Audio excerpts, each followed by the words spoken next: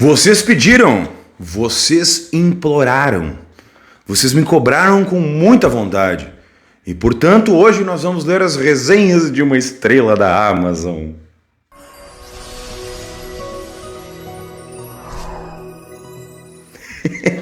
Fala galera, beleza? Tudo bem com vocês? Rodrigão por aqui, espero que esteja tudo certo por aí. Então, isso aqui é a segunda edição do vídeo das resenhas de uma estrela da Amazon. Vamos dar um pouco de risadas, vamos transformar a vida num negócio mais leve. Porque o mês de dezembro agora, né, só vai ser de conteúdos leves. O conteúdo aqui ainda está saindo no mês de novembro, mas o mês de dezembro vai ser só conteúdos leves. Só a coisa light, porque dezembro por si só já é um problema, já é difícil, né? Minha voz está uma bosta, porque eu estou gripado ainda. Ainda estou com a minha voz voltando aos poucos, mas dá pra gente gravar uns conteúdos aqui, né, e dar umas boas risadas, certo? Antes de começar a ler as resenhas de uma estrela para vocês darem umas risadas junto comigo, se inscreve no canal, dê o joinha e compartilhe, loja de camisetas aqui embaixo, www.rodrigão1002.com.br. Tem o grupo da livraria, da Telegram, que eu falo quase todos os vídeos, eu falei durante esse mês para vocês entrarem no grupo, e também tem o link para se tornar membro colaborador do canal, com planos a partir de R$1,99, certo? Rolante aqui no Rio Grande do Sul tá quente pra um cacete, deve estar uns 70 graus na rua, mas a gente vai gravar mesmo suando, né? Então vamos lá, né, minha gente? Nessa edição aqui do vídeo eu preferi fazer um negócio diferente. Eu peguei um livro clássico, só que na verdade ele era pra ter saído no outro, tá? Mas eu vou botar aqui, porque eu vou começar com ele e depois vão ser basicamente só livros contemporâneos, ok? Então vamos lá. Primeiro é o seguinte, ó. Achei o livro muito fraco e sem propósito. Um livro com um baota conceito. Eu acho que... Puta merda. Começa assim, é complicado. Um baita conceito, mas qualquer review de internet, YouTube, citam como uma maravilha com muitos conceitos a explorar. Porém, toda essa trama não passa de 40 páginas, sendo bem generoso. Um livro que até agora não consegui enxergar um propósito bem definido, conceito e proposta muito boa. Porém, peca na execução. Não venha pagar de cult argumentando que não entendi, pois leio livros muito mais complexos no meio acadêmico. De quem será que ele está falando? Vamos para o segundo aqui, que eu peguei duas avaliações desse livro aqui. O segundo é o seguinte: esse livro é um clássico da literatura, sempre mencionado em filmes e séries e usado para críticas sociais bem construídas. Fala de política, de tecnologia e eu tive muita dificuldade para ler. Achei uma leitura arrastada e maçante. 1984. Nossa, e o nosso amigo ali do primeiro lê livros muito mais difíceis que 1984. Bom, cara, então, talvez se tu não entendeu, né, ou se tu diz que entendeu, né, e acha que é um livro arrastado, não sei o que, isso, aquilo, deve ser exatamente por esse motivo que tu não tem entendido o livro. Porque ele é fácil de entender, meu querido, porque é uma distopia, mas, né, você não se colocou naquele lugar, então é foda. Cara, quando tu lê comentários como esse, de um livro que nem 1984, que não é fácil, tá? Não é um livro fácil de ler, realmente é um livro mais complicado.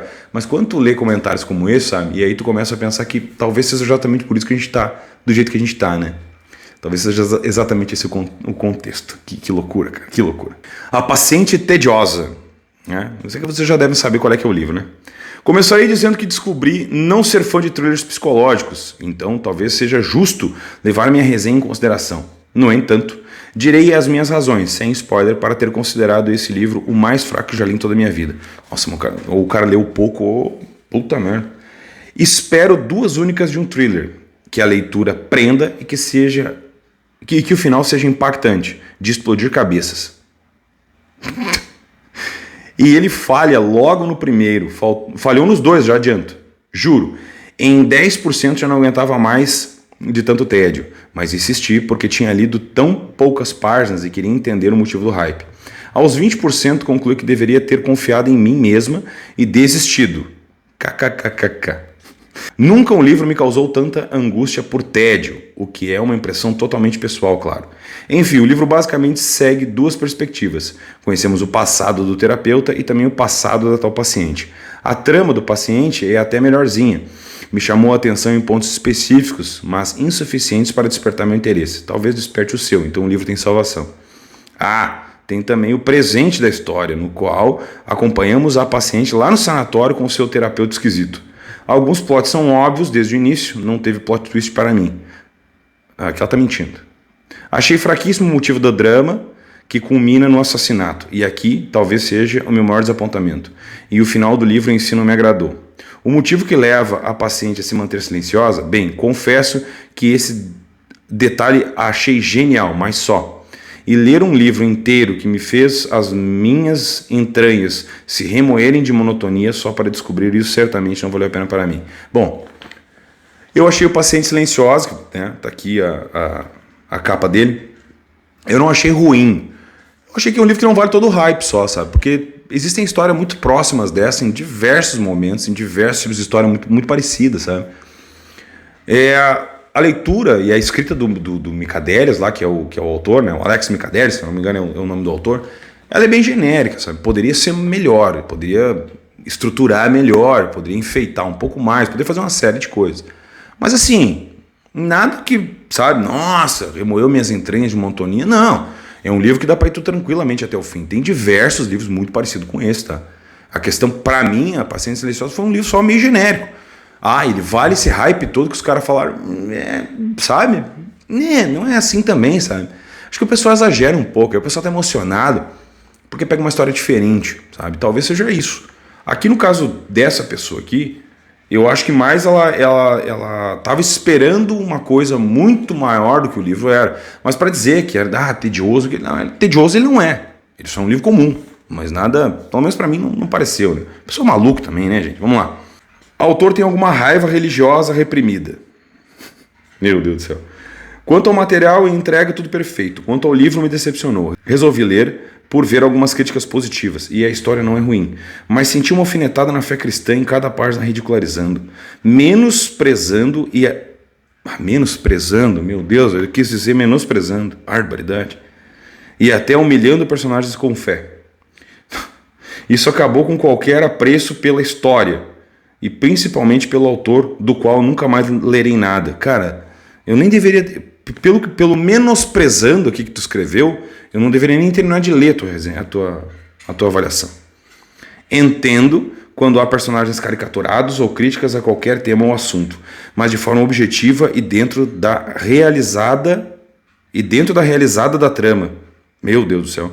Mas a forma como foi escrito esse livro não acontece dessa forma. O livro foi a minha mesa de leitura. O livro foi da minha mesa de leitura para a minha lixeira. Olha só, nossa senhora, Amigo Imaginário. Eu tenho resenha aqui no canal do Amigo Imaginário, tá? Eu gostei dele, ele não é ruim. Acho que, para mim, o Amigo Imaginário foi muito mais uma junção de referências. Então ele foi juntando uma série de referências, por exemplo, do King, foi juntando uma série de referências de terrores dos anos 80 e 90, e o livro se passa nos anos 90, né? Então existe uma linha ali meio nostálgica na escrita do livro. Acho que eu dei 4 estrelas para ele, 3 ou 4 estrelas para ele. Gostei do livro. Ele é um pouco longo, tem bastante páginas, acho que tem 700 páginas, eu acho. Mas ele não é ruim, longe disso, sabe? Eu acho que ele juntou um pouco do terror do Stranger Things, ele juntou um pouco do terror do It, ele colocou umas crianças junto ali e tal. E sim, ele faz algumas críticas ao exagero religioso, mas não especificamente à fé católica e tal. Na verdade, gente, eu tomo muito cuidado quando eu pego essas resenhas de pessoas que são completamente malucas pela fé. E elas deixam muito claro isso.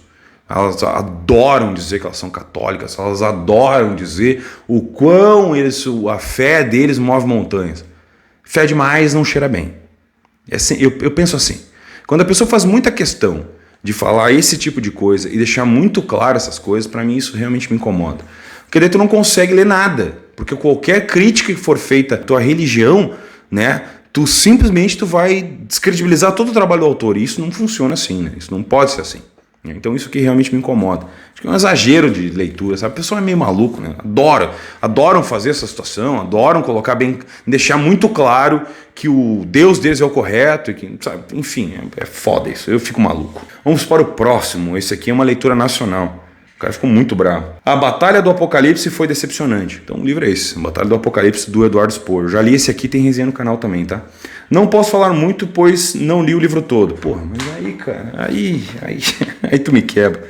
Na verdade, nem consegui ler as 100 primeiras páginas todas. Esse é o nível da crítica do cara, velho. Ele não terminou 100 páginas, tem quase 600 do livro.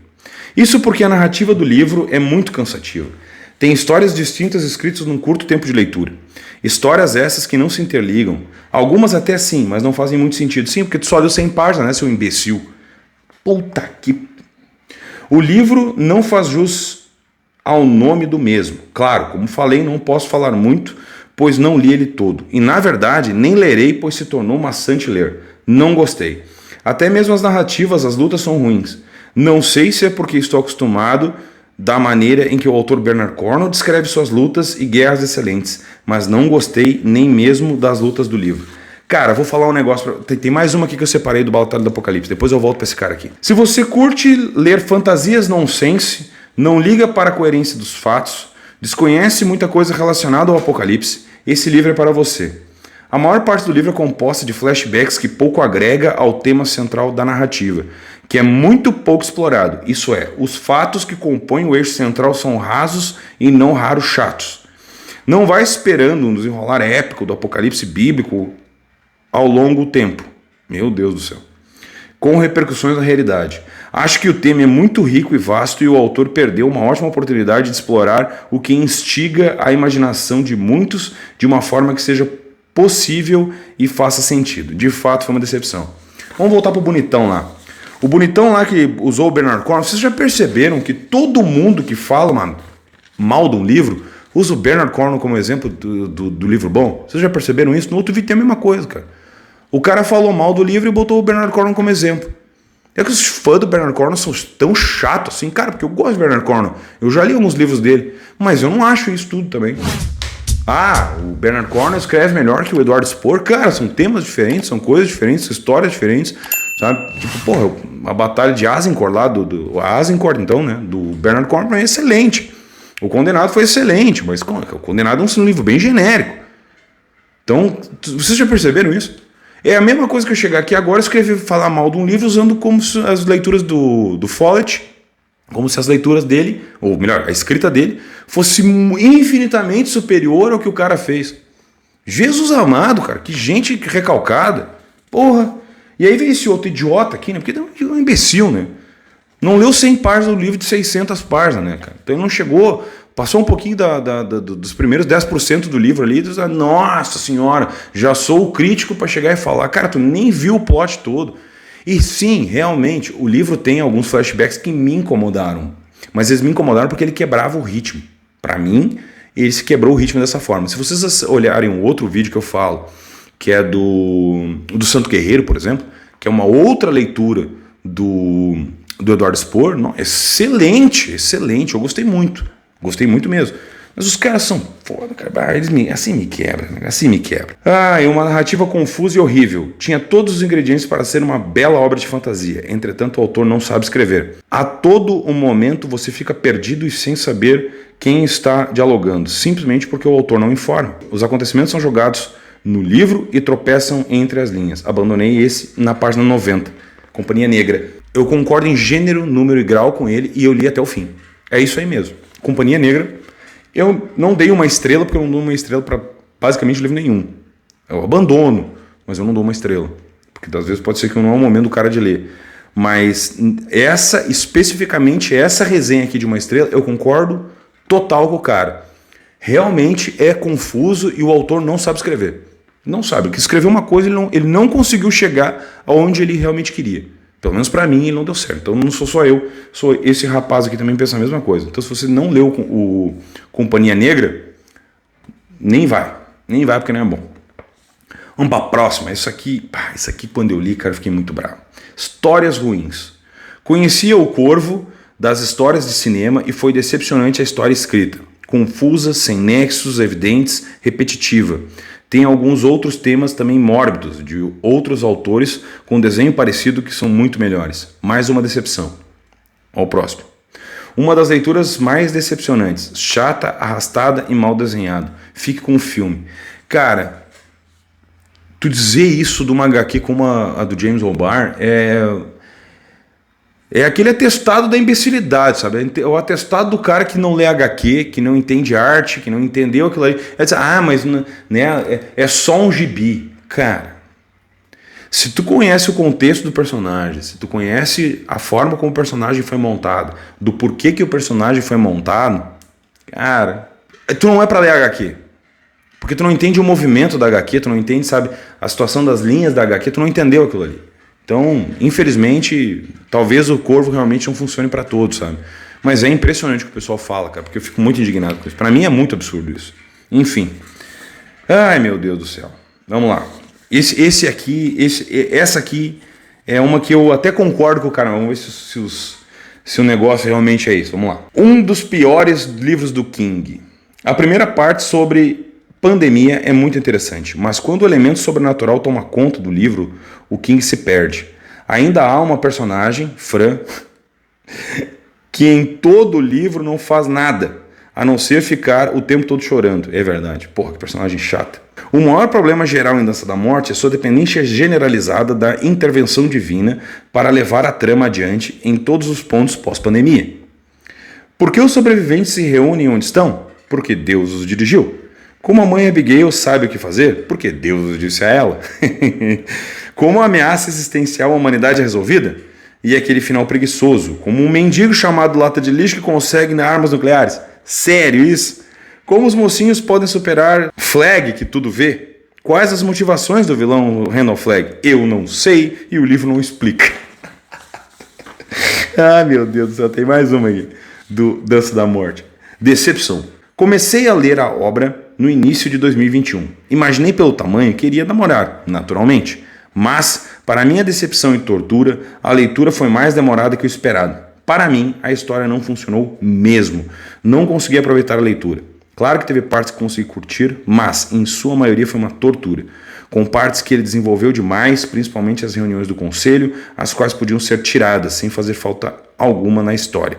Fora a lerdeza para acontecer as coisas realmente interessantes. Cara, eu sou obrigado a concordar com as pessoas que falaram aqui, tá? Por quê? Quando eu comecei a ler o Dança da Morte, eu já vinha numa situação de... Eu contei ainda, eu li 27 Kings, tá? Então eu tenho uma certa bagagem de leitura do autor. E o Dança da Morte para mim sempre foi aquela história assim, pô, isso aqui vai ser tão bom quanto o It, porque eu gosto do It. Apesar das polêmicas, tá, essa porra toda, eu gosto do It, eu acho o It um bom livro. Tá? Dentro do contexto que ele se propõe, tá, eu acho ele um bom livro. Eu comecei a ler o Dança da Morte com expectativa, e realmente o início do livro é muito bom. A história do vírus, a maneira que o cara tá preso, né, a forma como vai se dividindo os grupos, o que vai acontecendo, tudo aquilo ali eu achei muito legal. Eu já tinha visto a série, tá? Então eu já mais ou menos esperava algumas coisas. A adaptação, de um modo geral, ela privilegiou algumas coisas e tirou fora de contexto outras. Para mim foi um pouco problemático, mas tudo certo.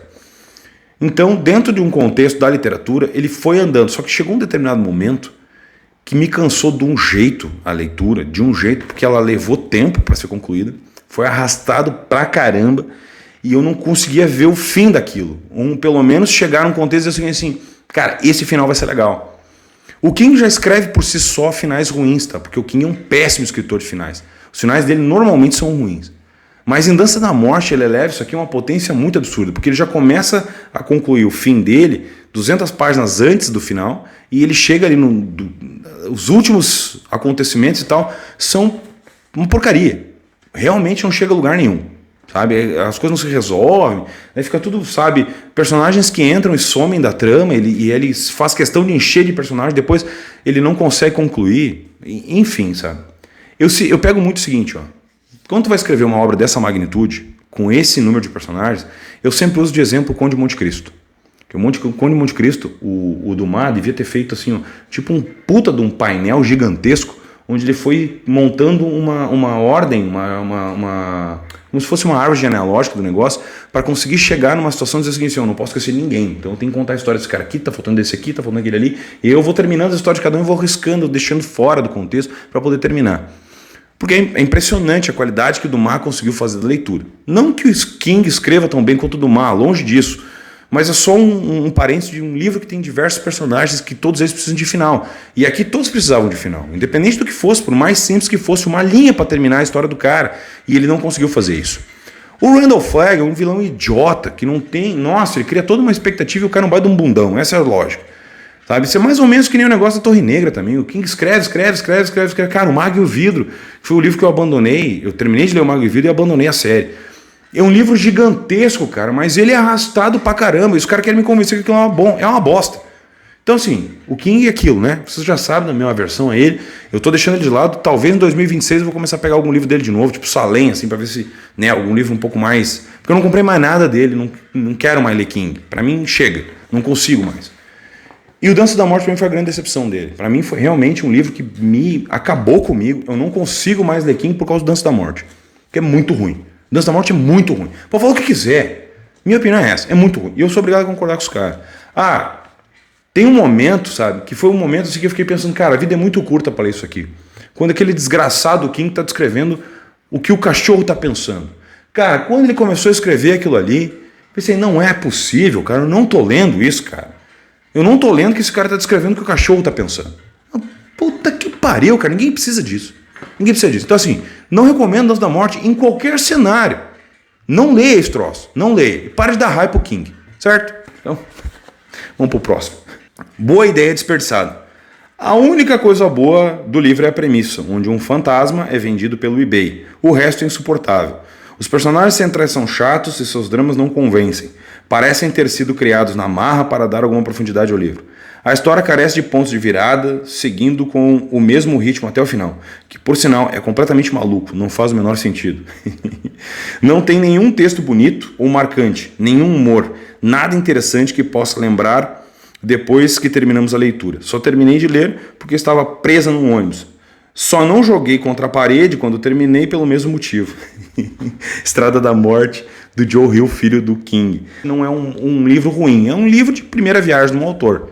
Ali a gente consegue encontrar muitos contextos que depois vão se tornar coisas que o Joe Hill fez de bom, sabe? Então, ele é de todo ruim? Não, ele não é de todo ruim. Ele tem algumas coisas interessantes ali.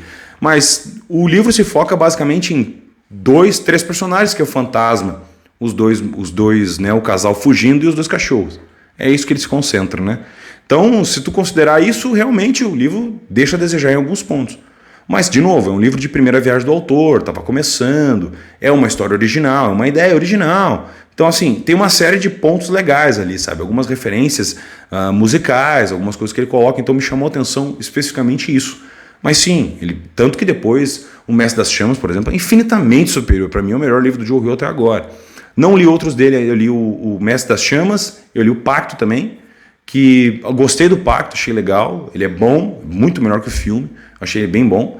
E o Estrada da Noite, eu tenho para ler ali o Nosferatu aí, Tempos Estranhos. Tempos Estranhos de conto.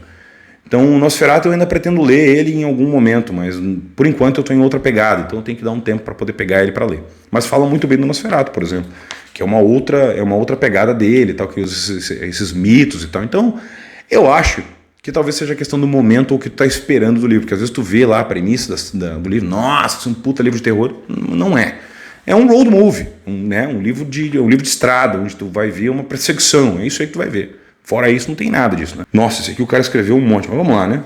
Uma leitura dos infernos, de fato. A Divina Comédia de Dante, mote histórico-artístico deste último livro do Dan Brown, é um inferno que ele está falando, começa apresentando os protagonistas do inferno e depois rumando via purgatório até abençoado céu de Beatriz. Brown, todo criativo, segue o caminho invertido. Seu inferno se inicia no paraíso dos thrillers, repleto de mistérios interessantes, ação excitante, personagens enigmáticos. Ruma a um limbo de mediocridade e quem tiver resiliência suficiente para passar por essas páginas ao lamento de um final infernalmente ruim. Pô, o cara escreve bem, cara. Caramba, vamos ver como é que é o resto. As 100 primeiras páginas de cerca de 500 são ótimas. É verdade, concordo com ele. Lá pela metade, quando as perguntas lançadas no início começam a ser respondidas, o livro fica péssimo, porque as respostas são de uma estupidez alarmante, mesmo para um best-seller desse tipo. Além disso, há o fato de que Dan Brown definitivamente perdeu a mão. Suas descrições artísticas são tão empolgantes quanto a vida de um tamanduá-bandeira. Todavia, nada se compara à porção final do texto. Ao final, os gênios descritos pelo livro, personagens centrais das tramóias, revelam-se com uma miopia intelectual homérica. Sua visão hipercientífica do mundo é uma piada. É bem possível que os tais superdotados sejam as pessoas que menos confiem na ciência que eu já tenha lido. A solução que esses verdadeiros seres iluminados criam para resolver o problema principal discutido pelo livro, a superpopulação, é tão espúria que nos faz pensar que Dan Brown andou tomando muito chá de cogumelo com a galera verde errada dos últimos tempos. O pior é que os vilões moralmente monstruosos, sob qualquer aspecto, acabam se tornando heróis sob uma ótica torpe que corrompe o pensamento do autor. Porra, que parágrafo foda, cara.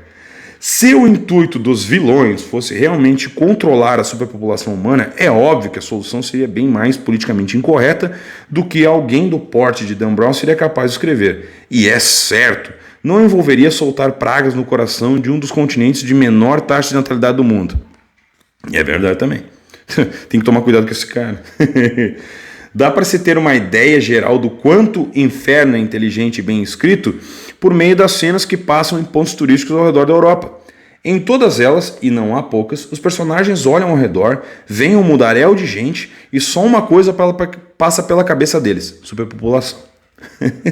Boom econômico, mais pessoas viajando, mais cultura sendo apreciada? Isso não.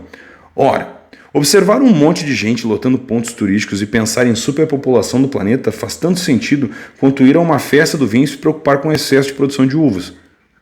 Tem todo sentido a lógica do cara. É esse tipo de lógica primorosa que permeia todo o Inferno. Ou seja, o que poderia salvar um livro que, no geral, é uma tentativa pífia de emular os sucessos anteriores de Brown, uma discussão interessante e um tema atual, revela-se um crasso fracasso. Esse cara escreve bem pra caramba, porque só o fato de ele usar crasso já vale o texto inteiro. Muito bom. Em resumo, sob todos os aspectos, Inferno é péssimo. Que ninguém caia em tentação e tenha os demônios da curiosidade instigados pela primeira centena de páginas. Olha, eu não tiro uma vírgula do que o cara falou, porque o livro realmente é muito ruim e eu abandonei as leituras do Dan Brown por causa desse livro. Simples assim. Cara, e eu digo mais, e aqui ele nem falou da incapacidade de acreditar no Robert Langdon para resolver esse pepino. Porque se tu passar por todas essas coisas que o cara citou na crítica dele, todas elas, e ainda assim tu chegar e olhar o Robert Langdon com o relógio de Mickey Mouse e o paletó de tweed dele, cara, tu nunca olhou um filme de ação na vida, nunca viu ou nunca percebeu que as pessoas que realmente resolvem esse negócio não são pessoas assim, são pessoas tão psicopatas quanto as próprias pessoas que estão tentando cometer os atentados. Acho que para o cara conseguir resolver um problema nessa proporção que o cara colocou, ele precisa ser tão maluco quanto o próprio louco que está tentando destruir. Porque senão ele não pode ter escrúpulos para resolver o problema. Ele tem que ser tão desgraçado quanto. Então pensem comigo o seguinte, vou imaginar que vocês autores novos, vocês pessoas que estão escrevendo o livro, pensem assim, um vilão, ele tem que ser o máximo da vilania. E o cara, o bonzinho, ele não pode ter escrúpulo nenhum, porque só assim ele vai ser crível. Se você estiver escrevendo um thriller de suspense, de policial, por exemplo, o policial tem que ser tão ruim quanto o bandido. Porque não existe como ele pegar o cara se ele não se despir completamente da capacidade dele de conseguir pegar o cara. Entende? Isso é crível. Os livros do Dan Brown não são críveis. Simples assim. Ele foi genial no Código da Vinci, ele foi genial no Anjos e Demônios, mas dali pra frente, cara, não tem como engolir. Porque ele teve 2 livros sensacionais, ficou milionário, tá tudo bem, tá tudo certo, não precisa escrever mais nada se ele não quiser. Mas dali pra frente ele não consegue escrever nada, porque realmente os livros dele são muito ruins. Simples assim. Se eu tivesse um e-mail desse cara aqui, eu mandaria pra ele, cara, concordo contigo em gênero, número, grau. É verdade. E pra finalizar aqui, eu vou fazer que nem eu fiz da outra vez, eu vou pegar um livro do Follett pra finalizar, só pra gente ficar bravo. Decepcionante. Depois de ler Voo da Águia e Noite sobre as Águas, decepcionante é o mínimo que se pode dizer dessa obra.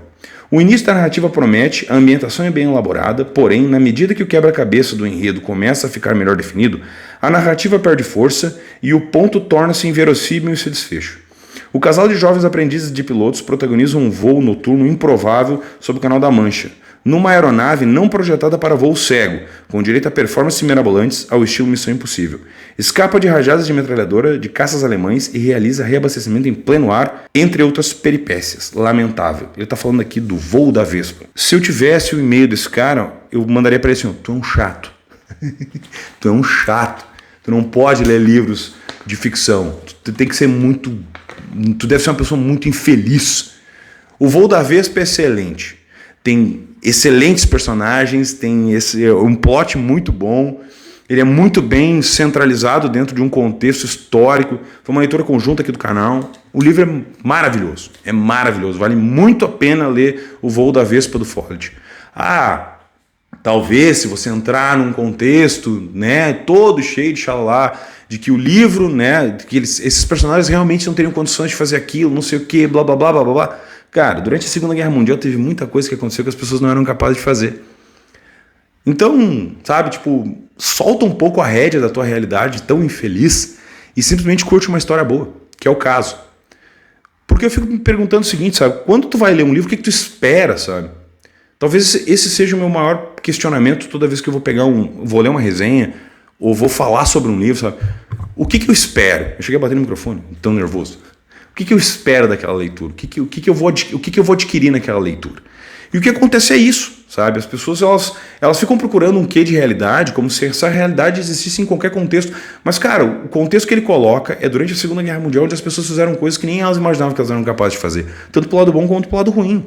Teve gente que foi lá e salvou pessoas. O Schindler salvou mais de 800 pessoas. E ele era um porco chauvinista. Mas ele resolveu salvar 800 pessoas. Ele salvou 800 vidas. Então, tu fazer um voo num avião, talvez não estando tão preparado quanto esse cara imagina que as pessoas têm que estar preparadas para poder fazer aquele voo, não é o fim do mundo também. Então, vamos tornar as nossas leituras um pouco mais leves, vamos aproveitar os outros contextos. Talvez, então, não é para 1 estrela, talvez seja para 3 estrelas. Então, é um bom livro, mas com ressalvas, então. Mas não para um livro, né? Talvez ele não tenha lido o mesmo Voo da Vespa que eu li.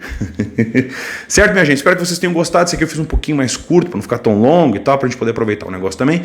E a próxima versão do livro, do vídeo, vai ser de livros nacionais. Eu vou pegar só clássicos nacionais e vou fazer as resenhas de 1 estrela. Vou pegar só aqueles livros que a gente era para ter lido quando era novinho, sabe? E vou escolher as resenhas de 1 estrela da Amazon lá desses livros e vou ler as resenhas de 1 estrela somente de livros nacionais, para a gente ver como é que está o nível de leitor ou o nível de avaliador dos livros nacionais. Certo? Espero que vocês tenham gostado do vídeo. Não se esqueça de se inscrever no canal da Arogen, compartilhar, loja de camisetas e torne-se membro do canal se possível, ok? Forte abraço a todos, muito obrigado e até a próxima.